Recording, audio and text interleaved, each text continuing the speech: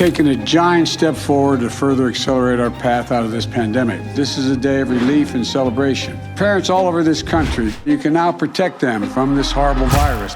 Staying on the bad news, which could really be the name of the show, I guess. The bad news with Matt Walsh. Why didn't we think of that? It's just coming to me now. Anyway, it's probably a little bit hard to market. So let's go here. Joe Biden is getting ready for his talk with Putin, and he was asked by a reporter what he plans to say to Putin. And I want to show you his response. Now, we've seen a lot of this kind of thing from Joe Biden. So sort of nothing new about it. And we get so used to it that you think, oh, there's old Joe Biden again, having a brain fart. No, this is not a brain fart, okay? This is someone who's losing their mind, experiencing mental decay in front of cameras, in front of the whole world. And it's bad and embarrassing. But let's watch it first of all. To answer the first question, I'm laughing too. They actually, well, look, I mean, he has made clear that the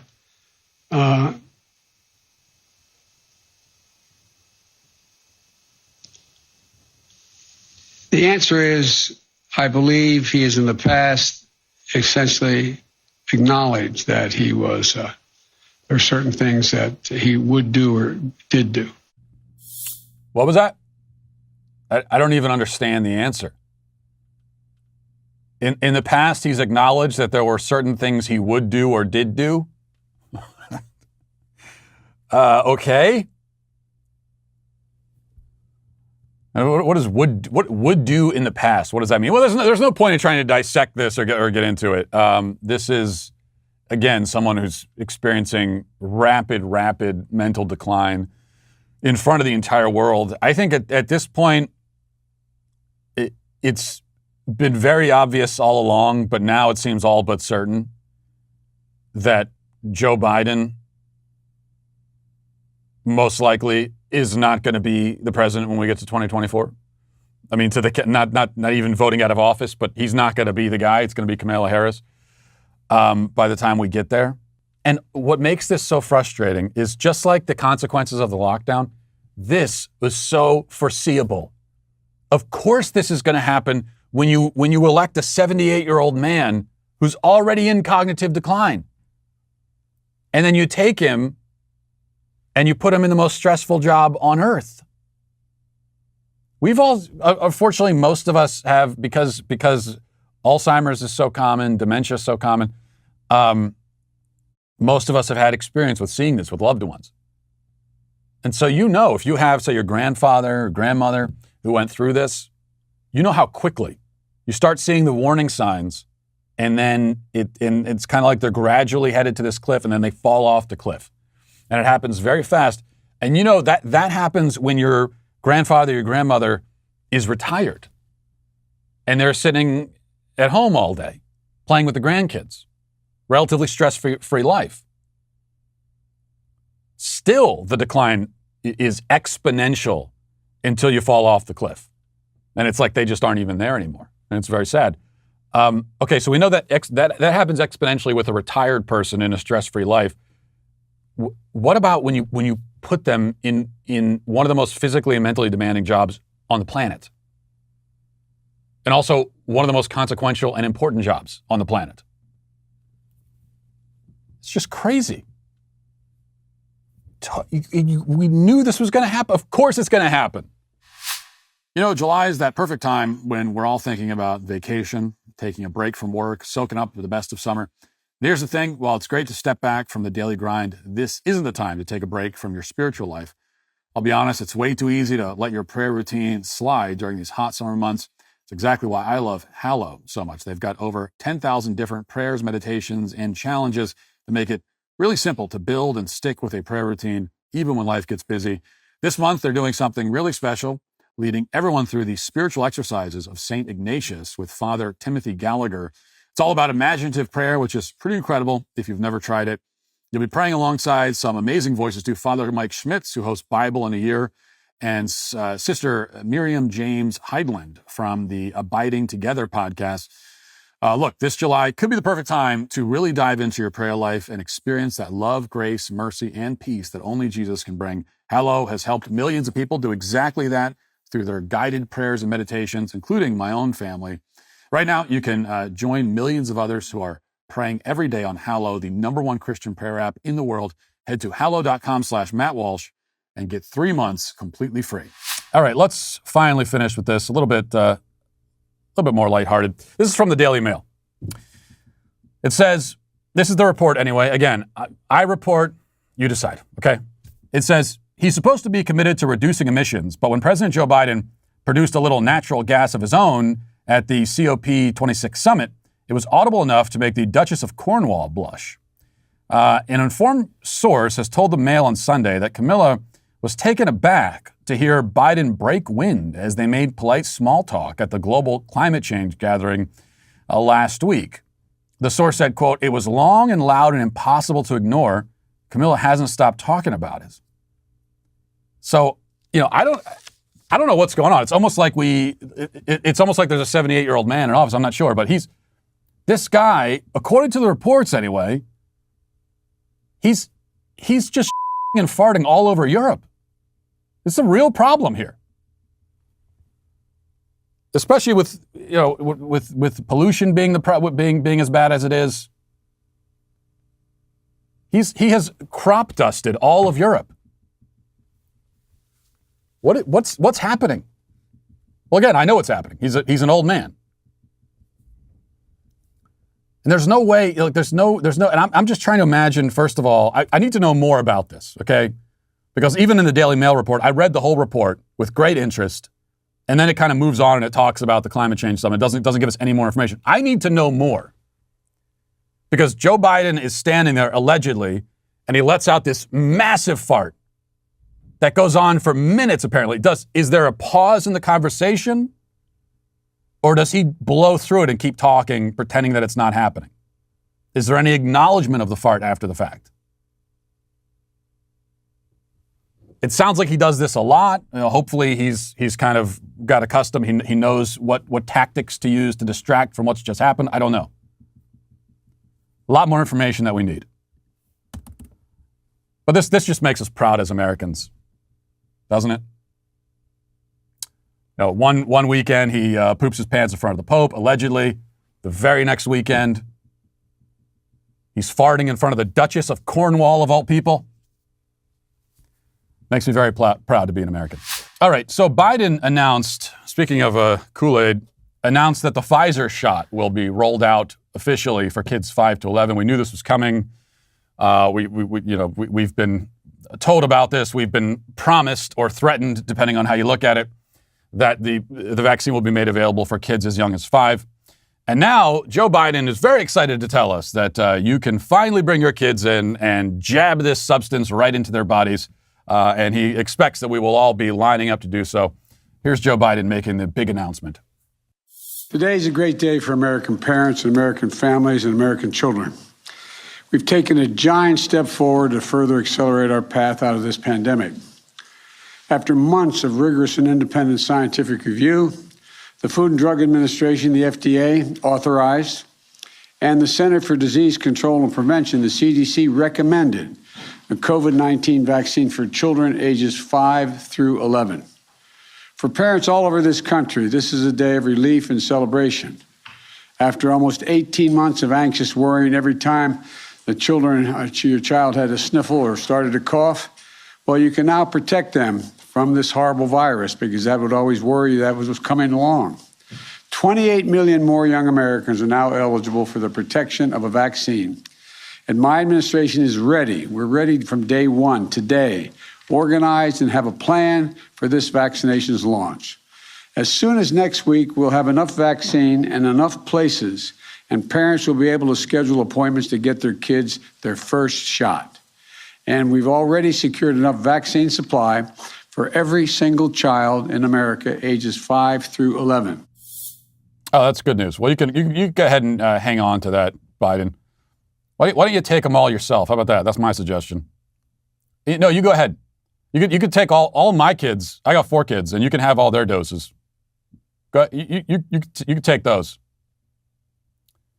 Biden says months and years of anxious worry every time a child has the sniffles or a cough.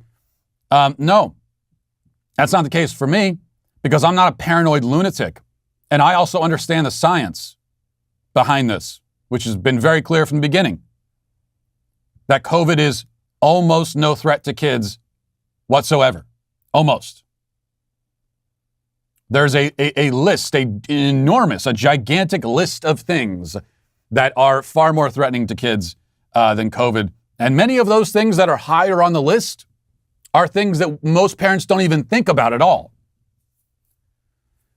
So no, I haven't been worried at all. In fact, my kids had the sniffles and a cough last week, and I didn't worry about it at all. Guess what? I didn't get them tested. Yeah, I don't. Every time my kid has a cough or a sniffle, I don't run out and get him COVID tested. I don't. I'm not living, you know why I don't live that way? Because that's crazy. That's insane. People get colds. Kids get colds. That still exists in the world. In fact, kids are getting colds a lot more now than they were before, because we put them in masks, or a lot of people put their kids in masks. I didn't put mine in. But people put their kids in masks and locked them in a house for 2 years. And now their immune systems are shot. And so they're going to be getting a lot of colds. You're going to panic that it's COVID every single time. What, every time your kid has a sniffle? Lock everything down, quarantine them, quarantine yourself, call out of work? I don't think so. No, I don't get them COVID tested. I'm not going to get them the shot. I'm not. And if that makes you angry or upsets you, or if you think it's reckless or whatever, I'm glad that you feel that way. I'm glad you're upset about it. Because it's not going to happen. Independence Day isn't about fireworks and barbecues. It's about what made America worth celebrating in the first place: truth. And right now, truth is under siege. While leftist mobs riot in the street, burning cars, looting stores, and throwing rocks, we're told to sit down, shut up, and call it progress. We don't have the luxury of being passive anymore. This Independence Day, Daily Wire Plus is giving you 6 months free. You become an annual member, because defending the truth requires platforms that don't bend to the mob. That's 6 free months of content from people who won't apologize for reality, real journalism, real documentaries, real commentary, entertainment that respects your intelligence and your values. Go to dailywireplus.com, use code FREEDOM, and take your stand. The sale ends soon, so take advantage of 6 months free while you can. Up until this point, I think it's safe to assume that you had never spent 1 second of your life thinking about Ukraine or worrying about who controls the different regions of it.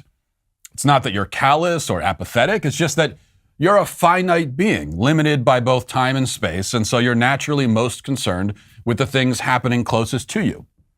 Countries are fighting all over the globe in various ways. Factions are at war with one another all over the place. Land being taken, claimed, reclaimed. Are you supposed to have an opinion about all of those conflicts? Are you supposed to take a side? Maybe there are people fighting over something in Botswana right now, or Zambia, or wherever else. But you don't even bother to check, because if there is a fight happening in those places, it's not your fight. Now, this again is not cruel disregard for the suffering of others. It's rather a lack of mental, emotional, and physical resources. You can only be so many places at once. You can only care about so many things at once. It's also a matter of priorities. You are loyal first and foremost to your family and your community, your country. That is your realm of interest, your sphere of influence. That's what's been given to you to care for and help protect. But now, in an instant, out of nowhere, the powers that be in your country are telling you that you should care very much about Ukraine. It is indeed now your responsibility to care about the suffering of the Ukrainian people, you're told. How could you abandon them in their time of need? You are tied to them by spiritual bonds that you've just now been made aware of, and which require you to care about their circumstances, even as you're allowed to continue not thinking much at all about the circumstances of people in Botswana or Zambia or Bolivia or Uzbekistan or Nigeria or even Afghanistan now. That last country was supposed to matter deeply to you for the last 20 years, but now it's not supposed to matter at all. Nobody could quite explain why it should have mattered before or why it shouldn't matter now if it did matter before, but you're required to stand still and let the conveyor belt take you to the next destination. Don't ask any questions, because now it's all about Ukraine. You were allowed to spend every second of your life up until now not caring about that country, not ever thinking about it, ever. But today you must care deeply. You must be willing to sacrifice anything for its sake. And if you don't, if you commit the sin of feeling the same way about Ukraine as you felt yesterday and every day before that, then you're a despicable traitor. You're treasonous scum. You should be arrested and shot, or maybe just shot. Why bother with the arrest? Russia is moving into some regions of Ukraine that you know nothing about. You've never been there. You don't know what they look like. You don't know anything about them. But Putin claims that the people in those regions want him there. Ukraine says that's not true. Our government and the media also say that it isn't true. Now, you have no way of knowing for sure how true it is or isn't, but your patriotic duty, allegedly, is to simply believe whatever distilled version of a complex geopolitical issue you happen to hear on CNN. If you fail to believe it, or if you even ask for more information in regards to it, you are again a traitor. I mean, if you ask a simple question like when Putin says, well, they want us there, and you say, do they? I mean, do we know that they don't? Even that question makes you a traitor. You can't ask it. Who are you to ask questions like that? President Biden spoke to the nation yesterday and managed to be rambling and meandering, even though he only spoke for 10 minutes and didn't take any questions. Of the parts of his speech which were intelligible amid all of the drunken, dementia-riddled slurring and stuttering, this perhaps was the most important. Biden said that there will be costs that your family will have to bear for the sake of Ukraine. Listen. Defending freedom will have cost for us as well, and here at home. We need to be honest about that. But as we do this, I'm going to take robust action to make sure the pain of our sanctions is targeted at the Russian economy, not ours. Now, you might point out that gas prices were already high. That's true, but it's a fact that the administration hopes you forget, and most people probably will forget it, as we're all like the guy in Memento with a memory that resets itself every 45 minutes. But from here forward, every bad thing happening in our country will be because of the Ukraine crisis, and thus because of Russia and Putin. CBS News got the memo and published this headline this morning. Here's the headline. The U.S. economy has been hit with increased gas prices, inflation, and supply chain issues due to the Ukraine crisis. Now, sure, we had increased gas prices, inflation, and supply chain issues last month, and the month before that, and before that, and before that, and before that, and before that. But it turns out that all of those problems were caused by the things that Putin is doing right now. He's more dangerous than we thought. Apparently, he has a time machine, too. But even if the administration plays this game, it's still true that our involvement in the Ukraine crisis, which is only really a crisis because we've chosen to treat it as one, will come with a cost. And it'll be a cost primarily paid by you and by me and our families, not Joe Biden. If this does escalate to a full-scale war, that'll be another cost paid exclusively by us and not by the ones who caused the war. This raises another important question. Why should we have to pay any cost at all? Why should my family be forced to suffer any consequences whatsoever or make any sacrifices whatsoever for Ukraine?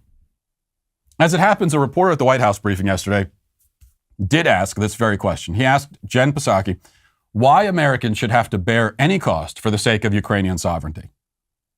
I mean, how do you make that sales pitch?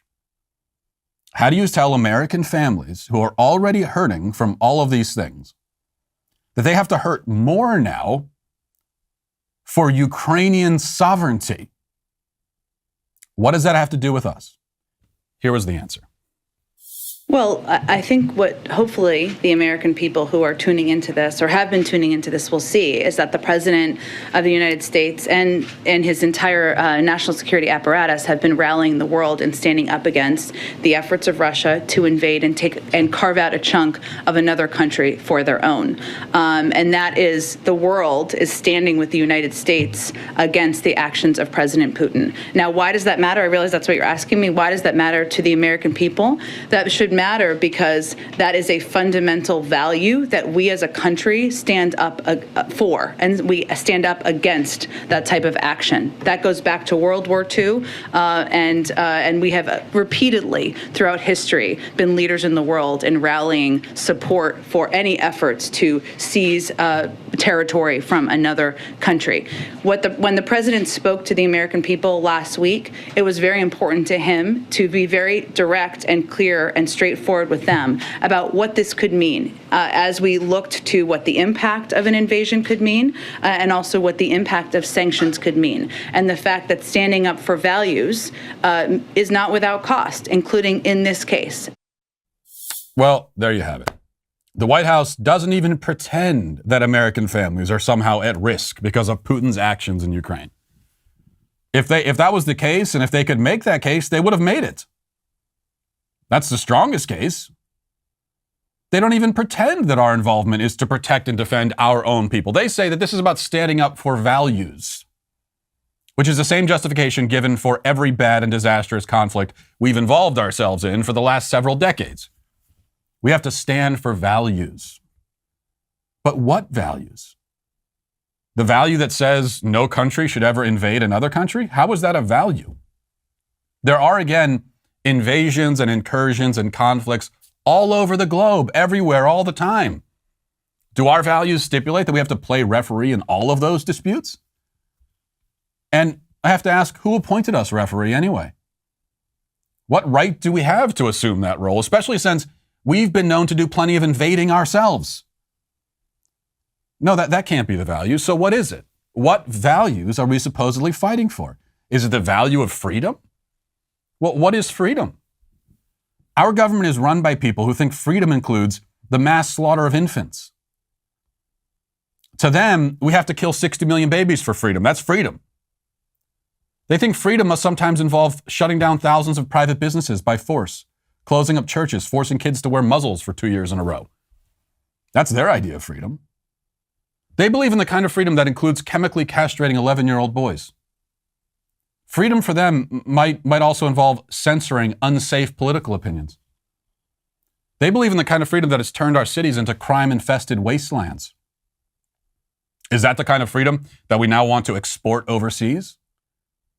Is that what we're out there defending so valiantly? See, the we must defend our values thing was always foolish, but now it's also foolish, but as well incoherent. Because how can we, quote unquote, defend our, quote unquote, values when we don't share any values? What's this our values stuff? Speak for yourself, Psaki. I don't have any of your values. We have no values in common at all, none. The Biden administration just hired a drag queen BDSM dog fetishist to help run our energy policy. Is that another of the values that we have to defend? As far as they're concerned, it is. CRT, gender ideology, racism, anti-Christian, anti-tradition, anti-human. These are their values. I don't just not share them. I hate those values. I am at war against those values. And now they want me and all the rest of us to go to war in defense of values that we detest? They call for our loyalty and fidelity after years spent treating us like scum and labeling us domestic terrorists? And they expect us to just go along. Well, they're in for a rude awakening.